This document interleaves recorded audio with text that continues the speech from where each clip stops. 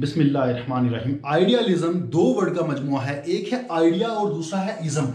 L का इजाफा इसमें बाद में किया गया और यूं ये वर्ड बन गया आइडियलिज्म। आइडियलिज्म प्लाटो ने मुतारफ करवाया। इनके मुताबिक हम आइडियाज को लेके चलते हैं। दुनिया में हमें जो भी चीजें दिखती हैं, जिनको हम छू सकते हैं, जिनको हम टच कर सकते हैं, यानी मटेरियल वर्ल्ड जो भी है, इसके पीछे कोई ना कोई स्पिरिचुअल फोर्स है जिसकी वजह से ये चीजें कायम और दायम हैं।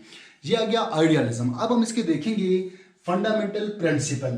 फंडामेंटल प्रिंसिपल्स के क्या है कि based on ideas and values. इसके जो प्रिंसिपल है वो है कि ये बेस करती है आइडियाज पे, वैल्यूज पे, ये रूहानियत को मानती है। इनके नजदीक ये जो मटेरियल वर्ल्ड है ये कुछ भी नहीं है। Body is false and soul is true. यानी बॉडी चूंकि ये एक मटेरियल है, ये एक मैटर है, इसको हम छू सकते हैं, इसको टच कर सकते हैं, इनके नजदीक इसकी कोई हैसियत नहीं है। जबकि सोल जो है वो असल चीज है, वो इंपॉर्टेंट है। यहाँ material world is mortal and values are important. यानी कि मटेरियल वर्ल्ड जो चीजें हमें दिखती हैं, जिनको हम टच कर सकते हैं, छू सकते हैं, ये फानी हो जानी है, इनको खत्म हो जाना है। जबकि जो वैल्यूज हैं इनको अहमियत दी गई है। इसमें mind and spirit are essential. यानी कि माइंड और जो रूहानियत है ये बहुत लाजमी चीजें हैं इनके मुताबिक। ये आ गए फंडामेंटल प्रिंसिपल। अब है इसका प्रिंसिपल्स ऑफ एजुकेशन। यानी एजुकेशन में इसके क्या रूल्स हैं। Based of education is spiritual. यानी कि एजुकेशन की जो बुनियाद है वो रूहानियत पे होनी चाहिए। Focus on brain storming. यानी कि हम फोकस करती है तख्लीकी सलाहियतों पे, फोकस करती है कि हमारे जो ब्रेन की, तो हमारी दिमाग की जो तख्लीकी सलाहियतें हैं वो उजागर हों। Give importance to teacher and curriculum. यानी कि टीचर और करिकुलम को ये फिलॉसफी बहुत इंपॉर्टेंस देती है, उसको अहमियत देती है। इसके बाद है करिकुलम। करिकुलम में क्या आता है, based on ethics, religion, logic, literature, gymnastic and geography. Ideas के मुताबिक करिकुलम को डेवलप होना चाहिए। उसमें तारीख, उसमें माहिर-ए-इल्म, उसमें साइंस, उसमें ये तमाम चीजें उसमें होनी चाहिए। इसके बाद आता है मेथड्स ऑफ टीचिंग।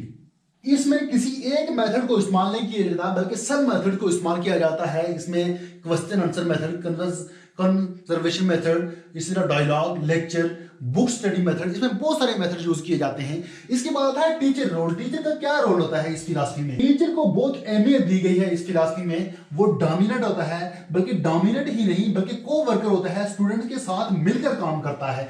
इसके बाद आता है डिसिप्लिन। इस फिलॉसफी में का डिसिप्लिन किस तरह का होता है। डिसिप्लिन हर कीमत पर नाफिज होना चाहिए। आजादी एक हद तक होनी चाहिए, बेलगाम आजादी नहीं होनी चाहिए। टीचर अपने पर, खुद पर लागू करे, उसके बाद अपनी शख्सियत इस तरह की बनाए कि बच्चे उसकी पैरवी करें। इसके बाद आता है एक्सपोनेंट। प्लाटो इसका सबसे बड़ा एक्सपोनेंट है। इसके बाद सुकरात, फ्रोबल, कांट एटसेट्रा, ये लोग भी इसको मानने वाले हैं, ये भी इस फिलॉसफी से एग्री करते हैं।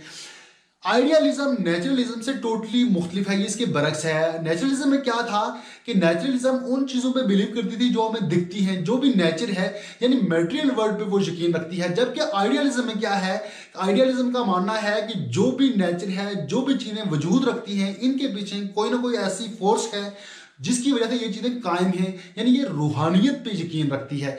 ये शॉर्ट सा टॉपिक था। उम्मीद रखता हूं कि आपको ये चीजें समझ आई होंगी और पसंद भी आई होंगी। तो मिलते हैं नेक्स्ट वीडियो में, तब तक के लिए अल्लाह हाफिज।